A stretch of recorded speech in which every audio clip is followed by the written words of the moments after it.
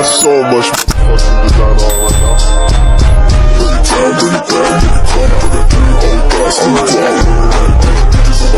now.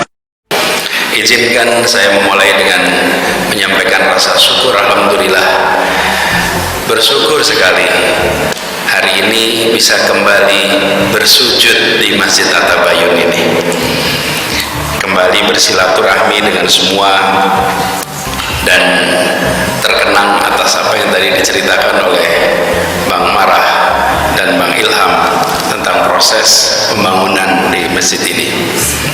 Masih ingat ya prosesnya ya? Masih ingat.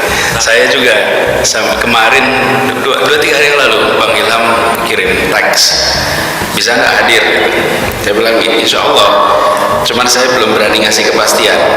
Lebih baik mendadak datang daripada mendadak batal. Jadi kemarin baru saya pasti waktunya kosong, insya Allah hadir. Saya datang ke sini berdua bersama dengan Bung Sarin Hamid yang dari sini, yang mungkin sering kelihatan mewakili saya di berbagai event dengan Bang Sarin. Nah, ini juga rasa syukur. Mengapa? Karena amanat pendirian masjid ini, amanat pemanfaatan lahan ini dipegang oleh orang-orang yang amanah, sehingga dalam waktu 1 tahun telah terbangun masjid ini. Peristiwa peletakan batu pertama yang ramai itu bulan Agustus 2021, betul ya Bang Ilham? Iya. Agustus 2021, ramai betul. Saya belum pernah datang peresmian pakai macam-macam di situ waktu itu. Tapi juga pada saat peletakan batu pertama, sambil saya di lokasi, sambil saya merasakan suasana. Selama ini pembicaraannya itu melalui gambar dan dokumen legal. Oke. Tapi memang untuk memiliki rasa itu harus ada di lokasi. Nah, jadi pada hari peletakan batu pertama saya datang, dan tokoh MUI datang, dari berbagai macam datang. Di situ saya melihat ini lokasinya memang hanya 1000 meter di tengah-tengah pemukiman. Tidak aneh kalau muncul reaksi dari warga kanan kiri, dan masjidnya pun hanya 1000 meter lahannya. Jadi dalam hati saya makin mudah-mudahan ada jalan lain. Tapi kalau memang ini takdirnya, ya sudah, ini rutenya. Nah, sesudah itu saya naik mobil sama Bang Ilham ini, yang diceritakan Bang Ilham tadi. Sebetulnya beliau mau undang makan-makan gitu. Udah mau syukuran nih, beloklah lihat ke sini. Dan ketika melihat lahan ini, dijelaskan tadi pemanfaatannya untuk tempat ibadah, pemanfaatannya juga untuk kegiatan pendidikan, dan pemanfaatan untuk kegiatan sosial keagamaan. 3 dalam satu lokasi, ukuran 3.500 meter. Saya tanya kenapa nggak di sini saja gitu ya? Ini kewenangannya ada di Pemprov DKI Jakarta. Perasaan saya kenal dengan yang memimpin Pemprov waktu itu. Tapi tidak berbicara banyak waktu itu. Kenapa? Saya tidak, ini kebiasaan kami Bapak sekalian. Saya selalu terbiasa dalam proses pemerintahan ini tidak menyampaikan sesuatu sebelum membereskan dapurnya. Tidak boleh kita menyampaikan sebelum dapurnya beres. Sering kita menyaksikan pemegang kewenangan itu ngomong dulu, dapurnya pikirin besok. Dan kalau nggak kejadian, ya tinggal diapologi nanti gitu. Nggak bisa. Kalau saya bereskan dulu dapurnya, baru. Jadi selesai dari sini pulang, betul. Saya panggil kepala BPAD, saya panggil wali kota Jakarta Barat, saya tanyakan duduk perkaranya gimana, bisa tidak ini dimanfaatkan. Dilihat seluruh statusnya, dilihat kemungkinannya, dilihat lain-lain, termasuk soal perizinannya, karena sudah dikeluarkan izin, bukan? Setelah dicek semuanya ternyata memungkinkan, baru saya pesan, kalau gitu bapak-bapak berdua ketemu Pak Ilham Bintang dan pengurus di sana, sampaikan kita siapkan lahan baru saja. Yang satu lebih luas, yang kedua tidak di tengah-tengah pemukiman, yang tetangga-tetangganya belum tentu pergi ke masjid. Kan isunya bukan hanya di tengah pemukiman, tapi belum tentu mereka pergi ke masjid karena berbeda agama. Lalu akhirnya kita lihat di sini. Tapi ini juga saya mau cerita di sini pengalaman unik saya, Bapak Ibu sekalian. Saya sering Zoom meeting, tapi saya belum pernah, itu pertama kali Zoom meeting dengan ibu-ibu yang semuanya nolak. Wah, itu pusing juga saya. Ya nggak semua, tapi mayoritas menolak. Betul. Jadi kita Zoom meeting membahas soal ini, pesertanya nggak tahu, agak banyak juga waktu itu ya.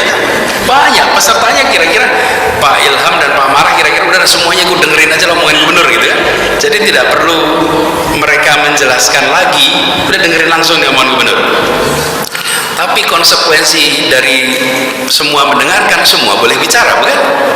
Wah, itu ibu-ibu protes. Saya ingat pesannya kira-kira, Pak Anies, kami sudah berjuang bertahun-tahun mencoba mempertahankan, mencoba dapat masjid, sudah sekarang ada, udah peletakan batu pertama, Bapak mau pindahkan tempat itu. Ya kalau nanti jadi, kalau ada masalah lagi. Yang kedua, ada juga yang menyebut ini soal perasaan. Betul ya? Ini soal perasaan. Kami ini sudah, ada yang bilang sakit hati, tersinggung selama proses ini harga diri sudah kita berhasil, disuruh pindah gitu kan. Intinya adalah pertemuan itu emosional. Pak Ilham, kami punya rekamannya Pak Ilham itu. Jadi kalau perlu bisa dibuka lagi rekaman itu. Karena semua pertemuan gubernur itu ada rekamannya di Pemprov. Nah, jadi saya sampaikan, seperti sampaikan Pak Ilham,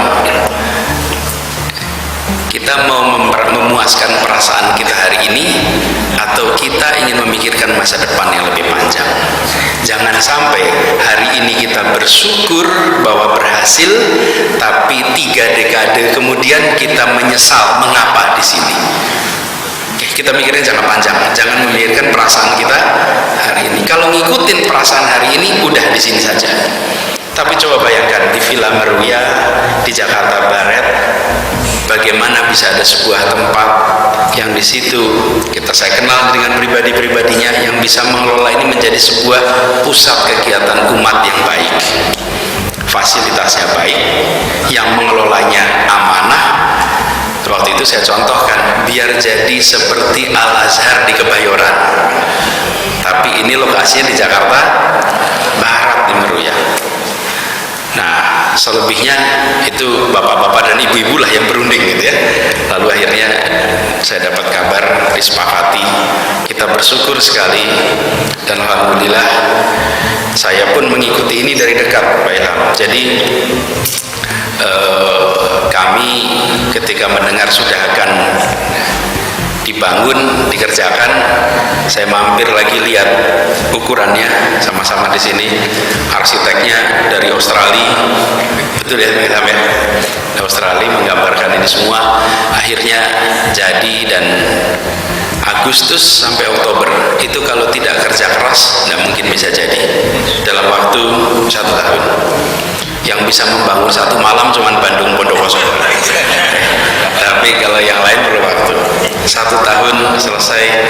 Kami bersyukur sekali karena amanah ini diberikan kepada warga yang bertanggung jawab, yang menjalankan amanah dengan baik, dan sekarang kita semua sama-sama mensyukuri, alhamdulillah 2 tahun berjalan masjid ini, insya Allah ini betul-betul menjadi sumber pahala jariah bagi semua.